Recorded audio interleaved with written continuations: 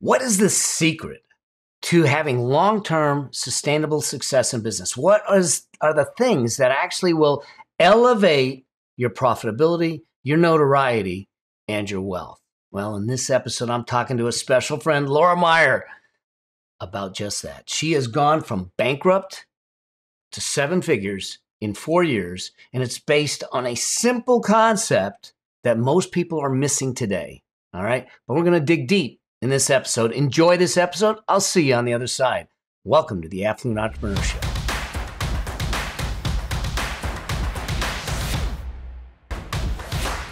Hey there, Laura. So great to have you on the Affluent Entrepreneurs Show. This has been a long time coming. It has been. I'm so excited for this conversation. I'm so excited that I'm having it with you. Well, it's so cool because I'm trying to remember. Because we got introduced just a little while back, and you were so gracious. You knew nothing of me. You knew nothing. And this is part of the conversation that I think we're going to have today is that you knew nothing of me, but yet you welcomed me with open arms, and you were so gracious to bring me on the show, to introduce me to other people, and to do those things finally, it seems like we finally got a chance to bring you on my show and to share you and your genius and your beauty to my audience. So this is going to be cool. So I'm so excited. I'm so grateful for your generosity in introducing me to your audience. And most of all, I'm just really excited about this conversation because you and I have very different business and life experiences, but we have very similar philosophies. Yeah. And I think this is going to be really, really helpful to other people who are listening, who maybe just need to hear some encouragement right now. Because we have both been through a lot of challenging things in business. And I think immediately when I met you, I was like, oh my gosh, like he's so smart. He knows what he's talking about. He's so credible. And I think that comes with going through hard things, right? Yeah. And we recognize it when we see it, and it's very much appreciated. Yeah. So thank you so much. I mean, you have had such a ride. And that ride comes with ups and downs, just like mine. But it is. I think that they're character building, and they become the springboard of our future. Too often, I think today, especially, and maybe we'll touch on this, is that too often we start blaming our past, we start beating ourselves up, and we sit and languish in the hell of the past because we wish we would have done something different, but we didn't. We're here, and that's the thing that we need to think about. And so for the viewers and listeners that maybe just don't know who and where and how you got here, because you're not this online maven that came through the online space. You actually have a similar kind of routing that I did. Can we just start with a little bit of your backstory and how you ended up doing what you're doing and how we ended up here?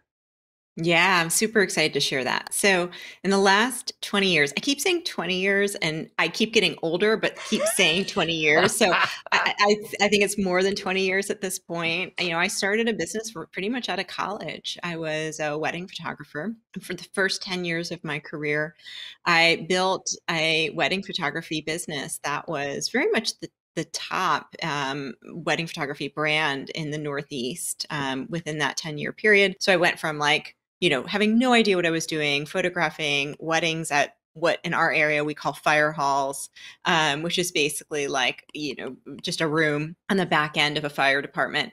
And then photographing celebrity weddings, working with celebrity planners within that 10-year period. And so, at that point in my career, in my 20s, that first decade, I really thought that, most things that I would touch would turn to gold. I had a very naive world. That idealistic view of everything. Yeah, for sure. And I mean, first had ups and downs and had challenges and hard clients and things like that. But I really hadn't experienced the fire of entrepreneurship at that time. And I think there's probably a lot of people in the industry who have had a similar experience. It's like they got into the influencer space when it was new, or they got into course creation or online entrepreneurship at an early stage. And it was, it was, as the finance people like to say, a ride up and to the right, with not too many ups and downs, relative, right? Yeah. relative ups and downs. Maybe they had a bad launch and that was about it. And then when I started to realize I wanted a family. I didn't want to be away from my family on the weekends and the evenings. I got into family portraiture and I started a studio. And the first studio did $500,000 in the first year. And I was like, great. 18 months later, open another one, $500,000 in the first year again.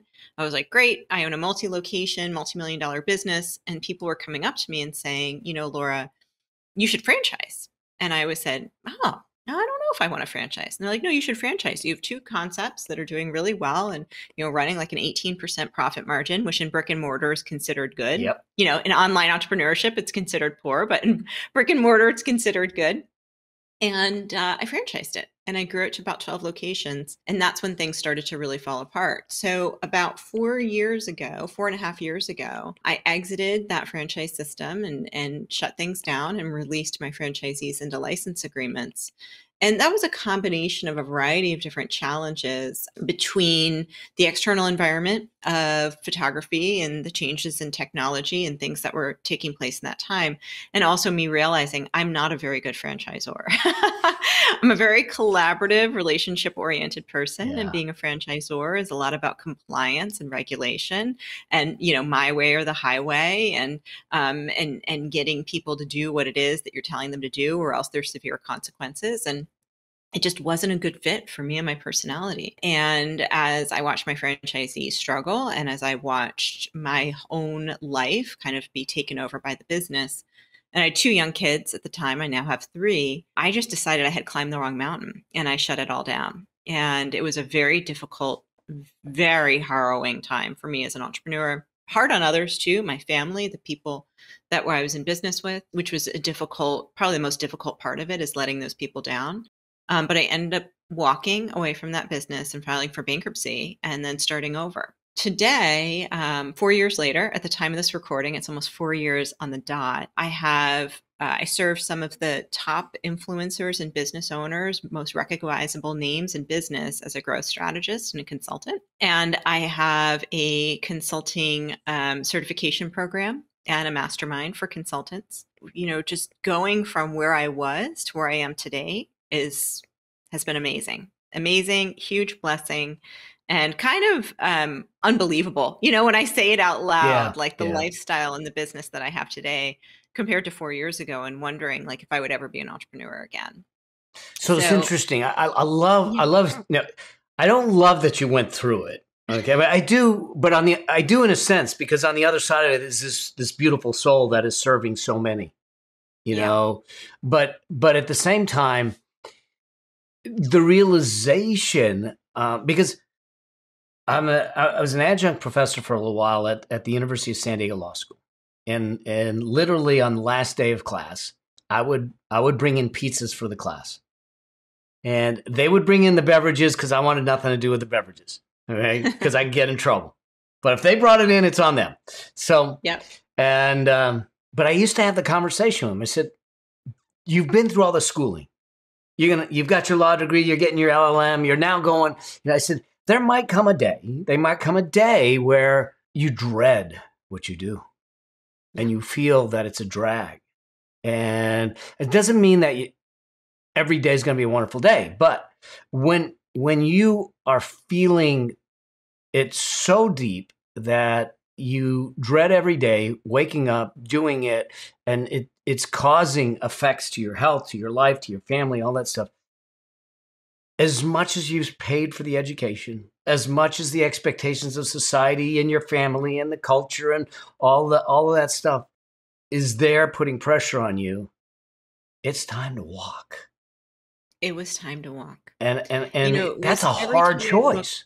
It was a hard choice. And every time I looked for a door, I thought it was open and it was like, nope, that door's closed. And I just knew it was time. And it took me, I stopped selling franchises for about a year. I thought maybe I just need to fix the model.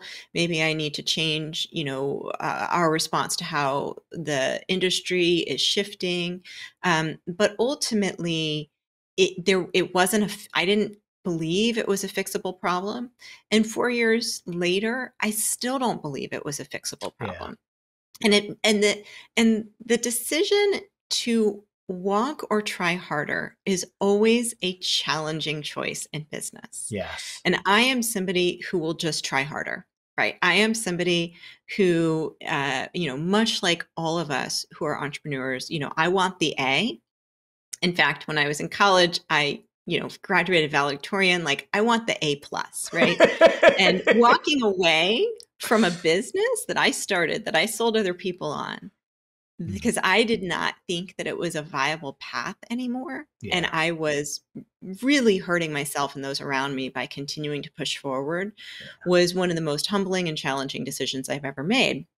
And it was interesting because I was running Facebook ads last spring, and I hadn't run them on that account in a long time. And it was an account that I had used previously. It was a personal brand account I had used previously. And we immediately started seeing a few comments from people who probably just had my old targeting in place. One person wrote fraud in all capital letters, and I didn't even know that person. And for me, that cut so deep because I see myself as having incredibly high integrity. Yeah.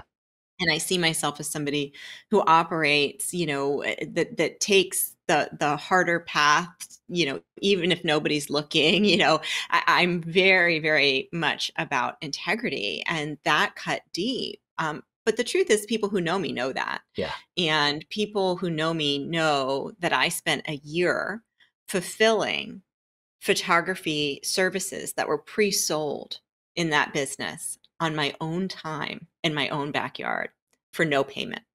When I could have easily said, I could have easily said, I'm sorry, we went out of business and I filed for bankruptcy. And in fact, the only reason why I filed is because of the personal guarantee in my commercial lease. And they told me that I had to.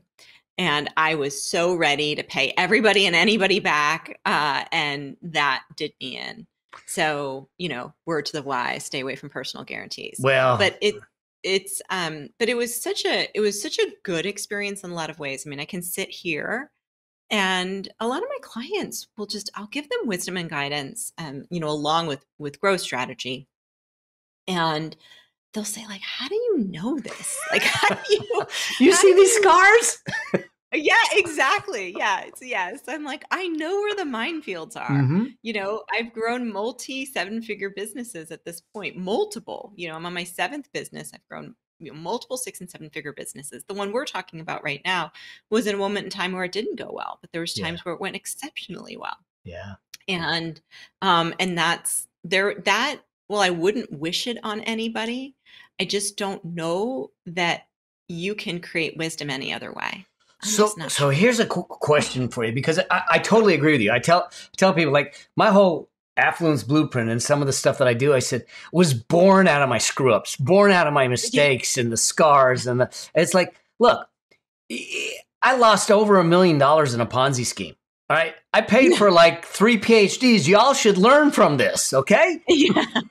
But when you start to do this, how did you navigate? Because I think that we're going to see, unfortunately, I think we're going to see some more people struggling because of the economics that we might be going into or that we're in and everything, which means that part of what they're going to struggle with, and then I want to get to some of the things that you're doing now, because it's really important for them as they navigate out of this, though, is to understand that how did you navigate the blame, the imposter syndrome, all that stuff that baggage that comes along with, this didn't go the way I wanted. This didn't go the way I planned. And making good on it is great for integrity, and it is the right thing to do. But you still are saddled with the psychology behind it all, the emotions of it.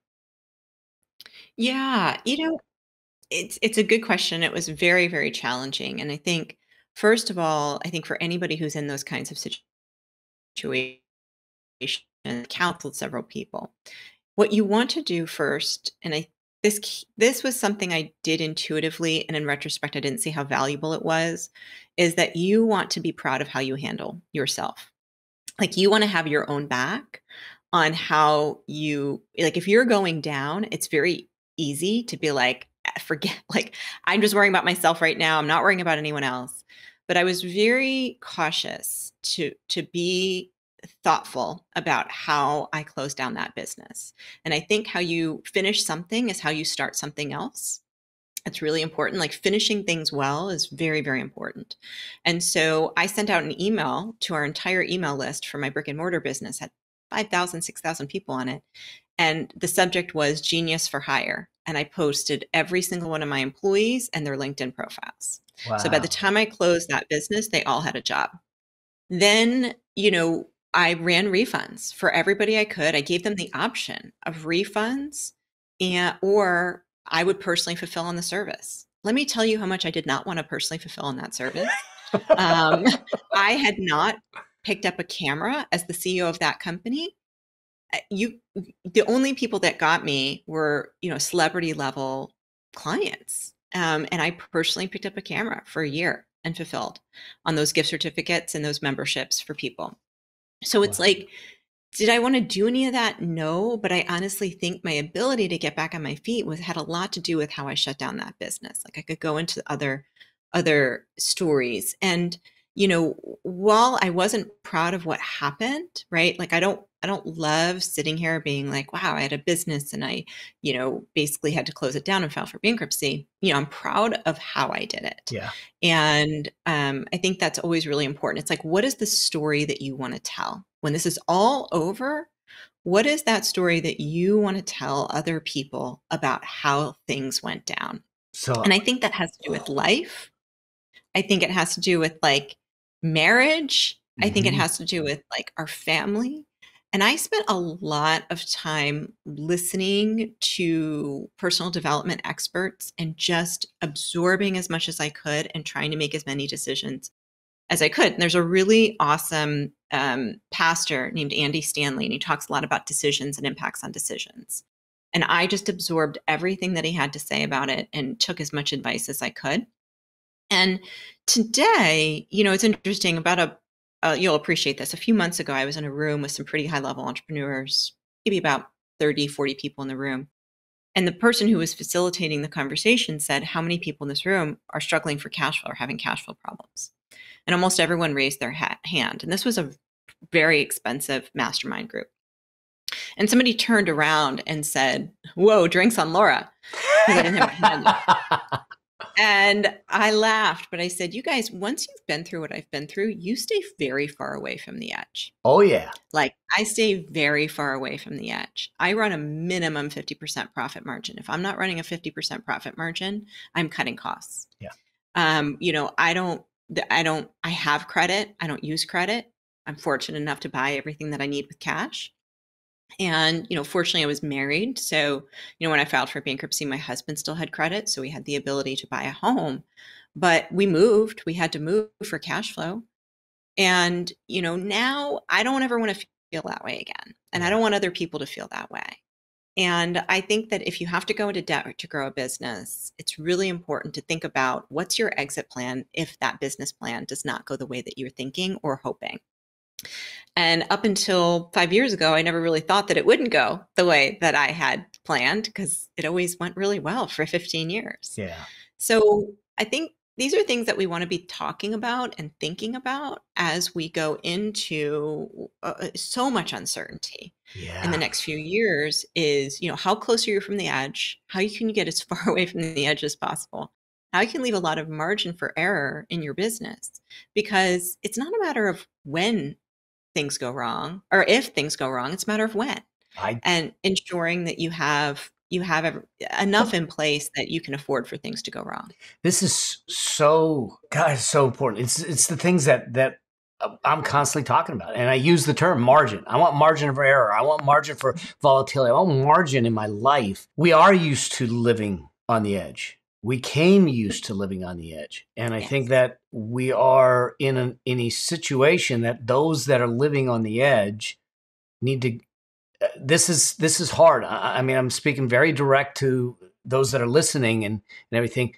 If you're living on the edge, if you feel like you're living on the edge, it's time to pull back. It's time to get real. It's time to go and make some hard choices and and find that margin, find that liquidity, find that peace, find that area where you can navigate if things don't go your way for a period of time, because we all go through it. Laura's gone through it and she's navigated. Now, the interesting thing is that you went from bankrupt to what people would call pretty much a very steep curve line to success in a new business in 4 years.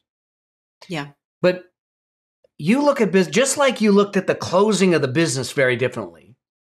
You look at business differently. You look at how to do things. And I want everyone to think about this. I want to frame this in the construct of the affluent entrepreneur, which is what we're talking about, is this idea. One of the critical outcomes is a richer lifestyle, which has to do with money, but has more to do with how we experience life. And what you're talking about is how you experience life. But what allowed you to, one, accelerate your rebirth, if you will, your new endeavor and the things that you're doing, and what has allowed you to navigate through it with some peace and lots of integrity and come through it with dignity is, I'm going to throw the word out, is relationships. Is this idea of relationships, but not, and I'd love to get your definition of it, is because it's not, oh, I have acquaintances. I mean, these are like deep, real relationships. So let's start on this path, because I know this is it's instrumental in your journey, but it is monumental in your heart too. Totally. Because I think for those of us who have been in entrepreneurship for a long time, right, we were developing relationships to grow our business before Zuckerberg even filled out his Harvard application. Like, we were, this was survival, 15 years ago. And when I got into the online space, which I love the online course and coaching industry. It is fantastic. But I was so surprised how little people relied on relationships to grow their business. I mean, everybody was just, throwing money at Facebook like it was an ATM machine. And quite honestly, at the time, it probably was. Yeah. I'm not sure that that's still the case. But for me, it's more of a slot machine. You put it in and it doesn't come back. Right. And lots of other people are getting rich off of it, right? And that's not always the case. No. There's some really awesome, cold traffic funnels out there. And I'm honored to work with several clients that are doing extremely well with them, but they're a gamble like anything else. And I think we have to look at it like that. So, and it's, how much money can you afford to lose, right? And so before I even let clients get too far down in paid traffic, I'm always wanting to see them make sure that they're maximizing their relationship capital, relational capital. And, when I realized I was going to have to shut down my business and file for bankruptcy, I texted a group of CEOs that I happened to know through the franchise industry. And these were CEOs of pretty big brands, Massage Heights, Painting with a Twist, people that I had just developed a connection with without necessarily wanting anything from them, but just happy to know them, work to create value for them whenever I spoke with them, even if it was just photography advice, and was really just enjoying our relationship. And I texted them and I let them know my decision because they helped me make that decision. And one by one, they said, Laura, I'm so sorry. And I really feel terrible that you're going through this. And like, once you get over this hump that you are in right now, I was wondering if you could help us with our branding. Like, I was wondering if you could help us with our CRM setup. I've always admired your marketing. I think you're so good at it. And would you be willing to take a look at our messaging? Can you fly to our headquarters and do a 2-day market positioning workshop? I know that you probably learned how to do that in business school, and I trust you. And, I just feel like you would really get our brand. And that started happening. And within a few months, it's bankruptcy, kind of funny. You actually can't work when you're in bankruptcy. Mm-hmm. But as soon as it was cleared, I started taking on clients, and my consulting business absolutely took off. And then I started meeting people in the online space. By the way, in the middle of this, I also had a baby, a third baby in the middle of all of this. So that slows you down a little bit, but just a little. But it was really amazing because I look at that moment in time, and I think when you go through something incredibly difficult, people either run towards you or run away from you. Yeah. And that is a gift to know who truly, deeply cares about you. And listen, those women have very powerful brands. They didn't just throw me work because they felt bad. They threw me work because they thought that I would give them a good price, given what I was going through, for a really high quality work. And I did. That's exactly what happened. And I ended up meeting more and more clients, and I ended up getting connected with one of them that had just sold half of their company to private equity. And the leader, the managing partner of the private equity firm, was like, oh my gosh, your work is great. Probably, otherwise I normally would pay an agency 5 times this rate for the quality of work. And I still work with him today.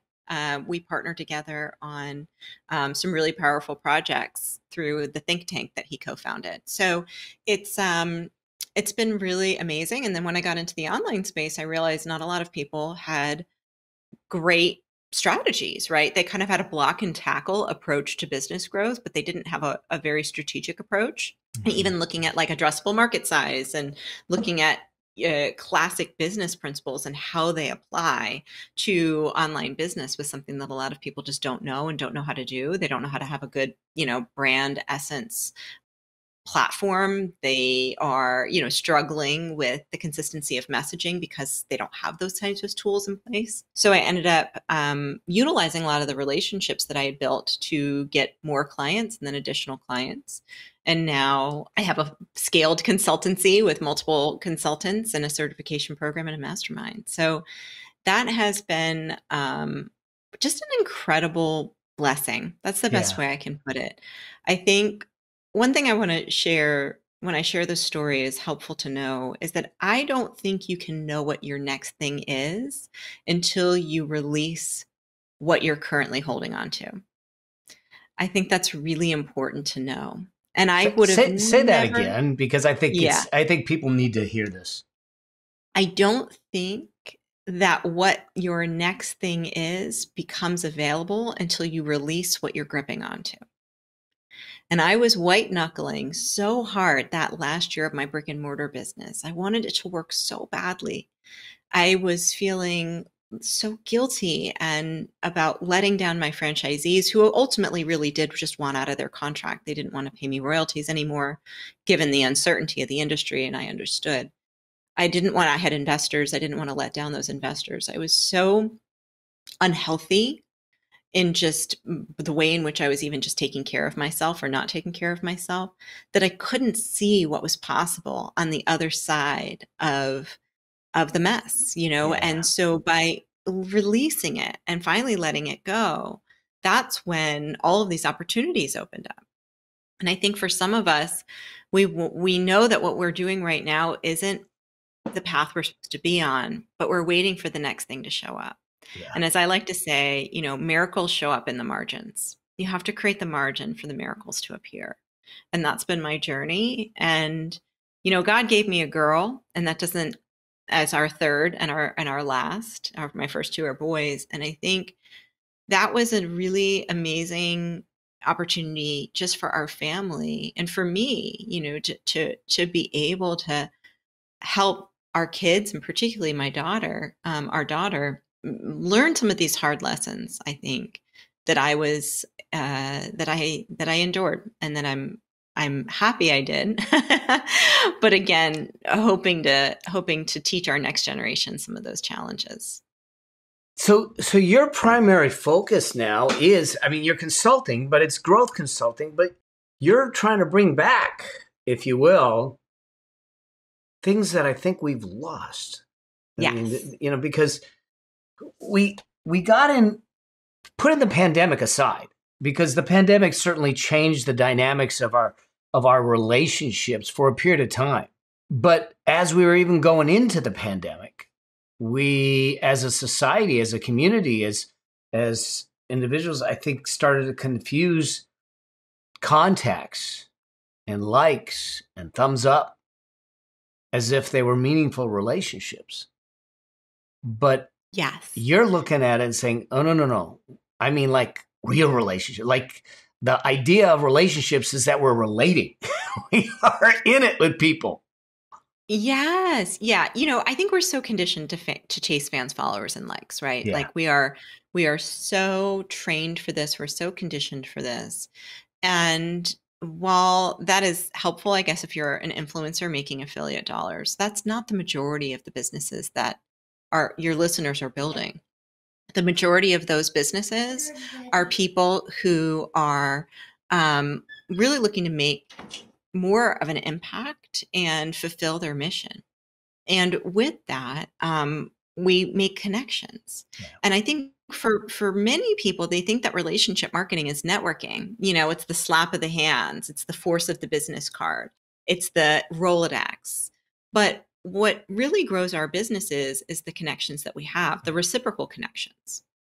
And a lot of people want to show up only to learn how they can, long enough to learn how they can extract from the other person and then head out as soon as they assess the situation. But that's not how great businesses are built.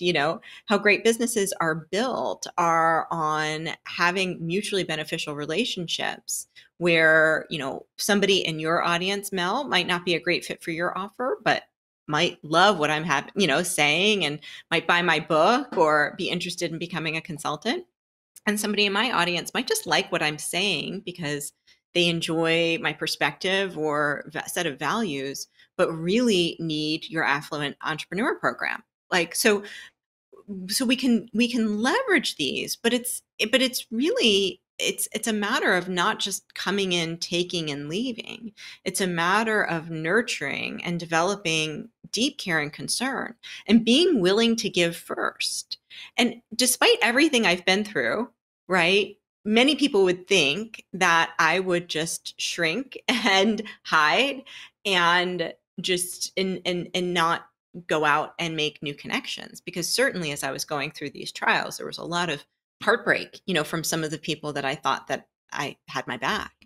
But I still believe, even having gone through what I went through, I still believe deeply in the human experience. And I think that when we, for example, create a funnel, not every person who clicks on that funnel is going to be a good fit for our business. Just like every time that we give to a relationship, it may not come back. It may not come back in our time frame. It may not come back ever. But when you are consistent with giving, when you are consistent with sharing to other people, creating value for other people, wanting to make sure that those around you are having a positive experience, irregardless of whether or not it benefits you, that's when your business grows. And it's like this invisible hand that pushes your business forward that you can't necessarily put your finger on any specific activity, but the collective force creates this remarkable effect in your company. So it's interesting. I remember having a conversation with a dear, dear friend. It had to do with relationships, but it wasn't business relationships. It was personal relationships. Because I was not in a good place with my personal relationship, not with my wife, with the gal before my wife. And he was telling me a story. And he said, Mel, he says, he was in college and he was having his issues, and the girlfriend that he was with, her girlfriend said, what do you think the issue? He goes, I don't know what the issue is. She knows I love her, and why should this be a problem? And she goes, oh, that's what the issue is. And he goes, what do you mean?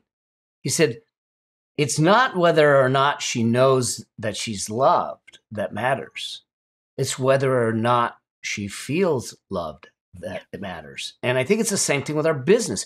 When's the last time, y'all that are listening or watching, when's the last time you questioned, do my customers, does my team, do the vendors, the people I work with, do they feel loved in the midst of the transaction, in the midst of doing these things? Do they feel cared for?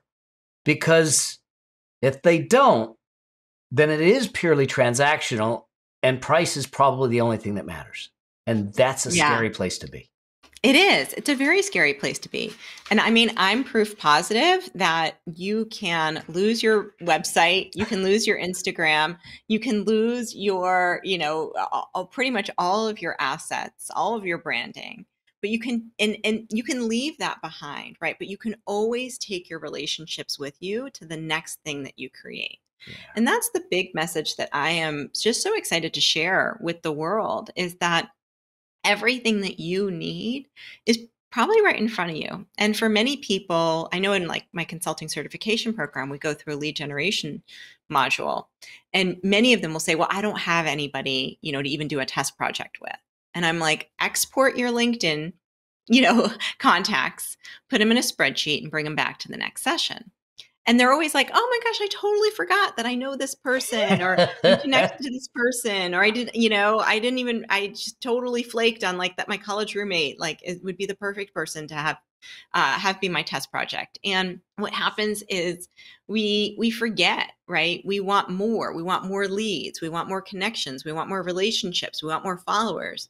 But we forget to actually love on the people that we already know, that are waiting to hear from us, that would love to hear from us. And a lot of times what happens is it ends up being like a bit of a booty call, right? Like they only hear from us when we want something, and nobody wants that friend, right? Like, so just what I like to do is just keep a list of my contacts. And this is something I've always done. I did naturally. And when I started teaching and coaching more in the online space, people were so surprised, like, oh my gosh, it was, revolutionary. But I was like, no, this is business. This is business before social media. You keep a list of the people that you know, and you check in with them from time to time. Hey, how are you? How's it going? How's your launch going? I saw you were launching. You look great. Hope you're well. Like, you've even heard from me over the years now with those messages, because it's true. It's like you see somebody and something looks great, and you don't even think to tell them. Yeah. You don't even think to encourage them or, edify them. You just think like, oh, look, Mel's launching. That's cool. Instead of being like, oh my gosh, your ads look really good. I just want to let you know, like, keep up the great work. And people just don't, it doesn't, like, once you get into the habit of doing this, it really does start becoming intuitive, right? And then whenever you need something, like, so for example, I'm launching this book. I reached out to a lot of my connections that I haven't been on their platform yet. And I just said, hey, I just want to let you know I'm launching this book. Would you mind if we did an interview? And oh my gosh, it was so easy. Everybody said yes. Everybody was so happy to have me. And this is what happens when we build this bank of goodwill in our businesses and in our lives. I mean, this is true with friendships, right, too. And this is old school business. But I don't like to think that I'm old enough to be teaching old school business, but I totally am. And it's the things that many people aren't doing that is the reason why their business isn't growing. It's the pathway for me, I think it's the pathway to sustainable business and wealth. Yes. Because there are things that just don't go out of style. There are things. And if you're the only one doing it, it's actually something that catches their attention. I mean, totally. We set up our system and I don't get a chance to do it as often as I'd like, but when someone purchases online from me certain products, it automatically emails me name, city, phone number, email. And so I get them, so I can, not because I'm tracking them.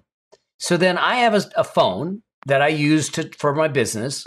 I have a personal phone too, but I will be on my walk with Budo, or I will be driving, and I'll grab one of those. I'll dial a phone and I'll call just to say thank you for being in my world. Thank you for trusting us. Thank you for being a customer, a client, and being on this journey. And that the amount of like them going, no, this is Mel? I go, yeah, it is. It is. And they go, really? I go, uh-huh. And they're just so blown away that you would actually pick up the phone. And I go, well, you trusted in me. Why shouldn't I say thank you? Right. And that spreads. Yeah. Like, again, when you are the unique person doing that, it is like wildfire for your business. And you don't have to be somebody who has a gazillion fans, followers, and likes. Yeah. You just need a small group of true fans. So. And that is what creates it. And most people would have the business of our dreams if we just did these simple things. So you have... And if you, well, finish your thought, because I want to get to what you have coming out, because this is, Yes, I think yes, this is yes, for good. sure. And I think if we just focused more on the relationships that we have available to us and less on strangers on the internet, we would have everything that we wanted and more. Yeah. Now, this is such an important message, and it's important to you. It is Yeah. instrumental, like I said, in your journey and where you are today and how you got through the things that you got through. And you have something that's coming out. It's a book. It's a brand new book called Win Win. And tell us a little bit about the book, because I think this is one of those books y'all gonna need to get on your shelf. All right. And not just on your shelf, you're going to need to read it, because it will shift and change the way you do business, the way you relate with people, and the depth of what you can do. Yes. It was really the culmination of everybody asking me, how did you do that? Like, how did you grow? How did you go from bankruptcy to growing such a successful and lucrative business in such a short period of time?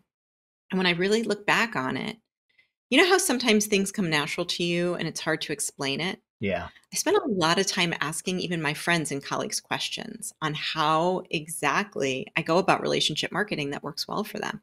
And I unpacked it in this book. And so you can pre-order the book by going to createyourwinwin.com.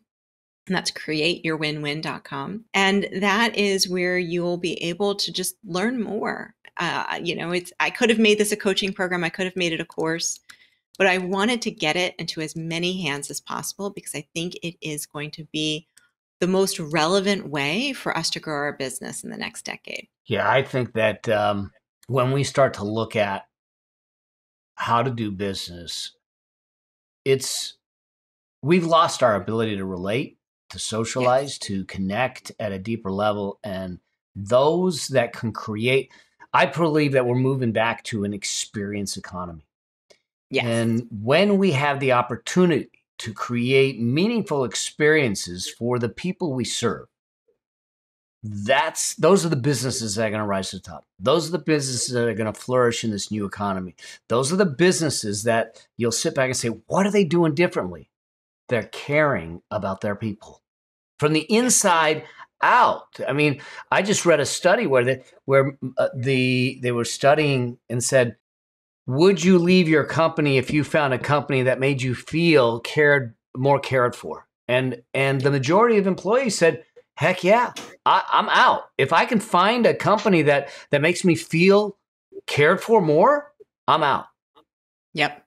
And I think that's the thing that we need to be thinking about. It isn't about the next funnel or the next ad or the next kind of meme or trend that we're going to do, but going back to the old fashioned, and it's not old, the tried and true, relating to people, making a difference, creating relationships, and living with integrity and dignity, and bringing that back to business. The subtitle of the book is How to Create Mutually Beneficial Relationships That Grow Your Business. And I'm telling you, too often transactions are one-sided, and they shouldn't be. They can't be.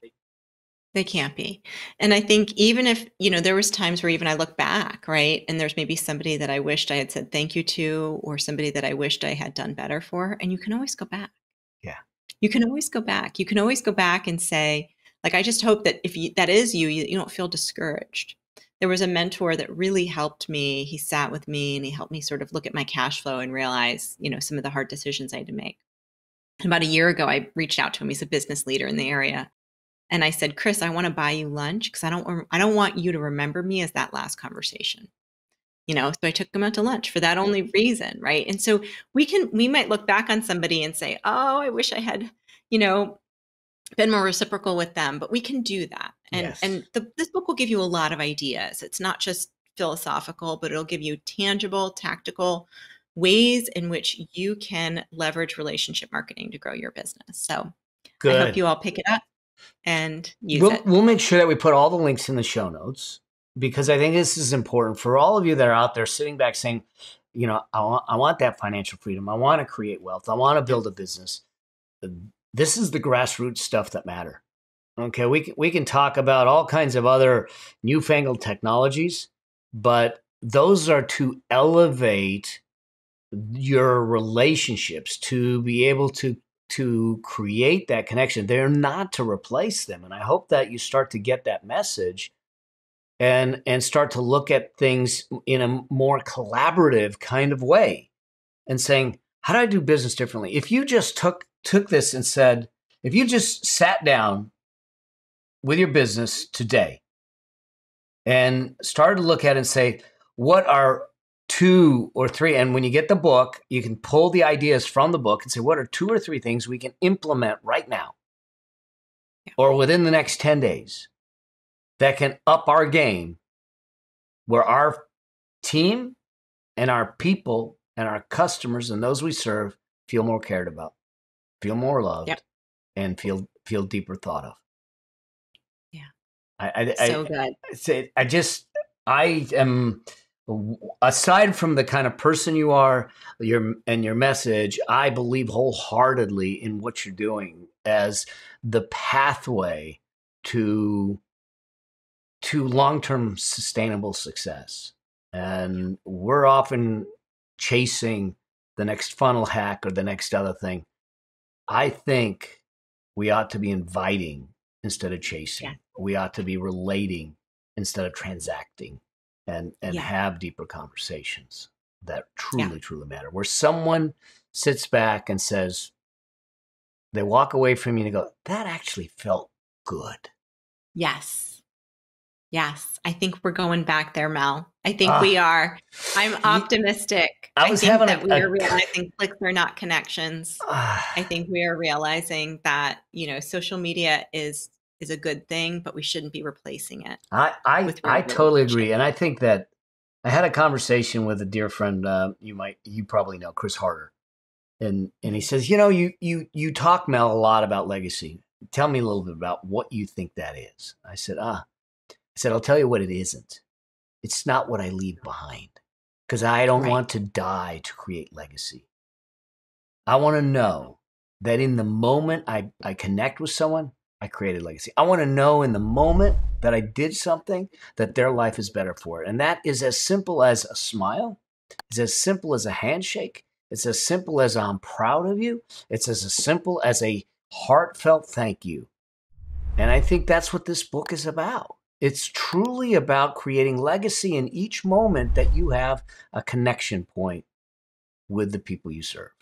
And Laura, I mean, this is so needed in our society. I'm so glad you're kind of the champion of this, and whatever we can do to get this out, you tell me, and we'll make it happen. So for those that want to, again, go to createyourwinwin.com. Not those who want to, all of you should go to createyourwinwin.com and get and pre-order the book. The other thing is that for those that want to be and connect deeper with you, Laura, where do they need to go?